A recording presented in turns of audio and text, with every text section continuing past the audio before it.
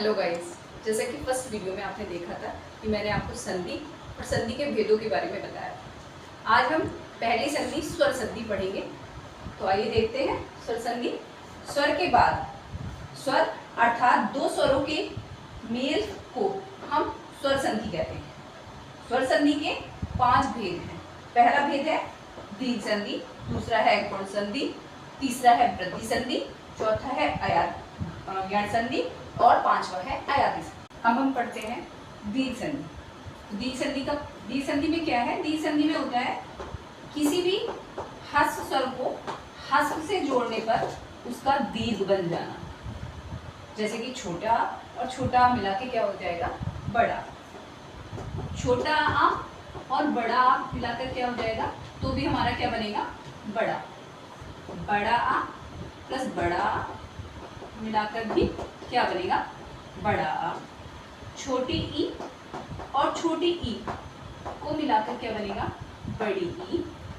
छोटा ऊ छोटी ई, बड़ी ई और छोटी ई को मिलाकर भी बड़ी। कहने का मतलब ये है कि अगर दोनों तरफ छोटा छोटा आ जाए, ह्रस्व स्वर ही आ जाए, तो होना उसको दीर्घ ही है। यहाँ ह्रस्व है, यहाँ दीर्घ है, तो भी हमारा दीर्घ होना है।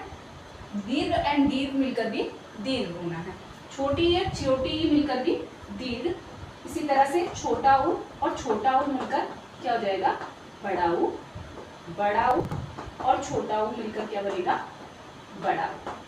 किसी भी तरफ लेफ्ट या राइट, किसी भी तरफ ह्रस्व हो या दीर्घ हो, होना उसको दीर्घ ही। अब एक एग्जाम्पल के द्वारा मैं आपको बताती हूँ। जैसे हमने लिखा देव प्लस अर्जुन, तो यहाँ पर हमारा पहला वर्ड क्या है? वा में से हमने क्या निकाला? आ, और ये अर्चन का भी आ निकला, तो क्या बन गया? वो आ, बड़ा आ। बड़ा आ बन गया। अब इसका शब्द क्या बनेगा हमारा? दे। इस आ को हम यहाँ पर उसका लगा दिया देवार्चन। मतलब कहने का ये है हस और हस मिलकर क्या हो गया? दीर्घ, और दीर्घ हमने बड़ा आ बना दिया।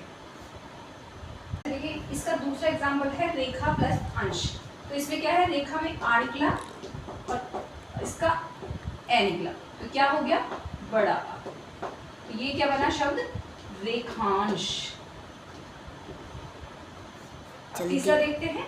इसका यहाँ पर छोटी ई निकला और यहाँ पर बड़ी। तो छोटी बड़ी मिला के क्या बना? बड़ी ई। अब ये हो गया गिरीश। अब ये आपको समझ में आ गया। इसके बाद मैं अगली वीडियो में आपको इसके नेक्स्ट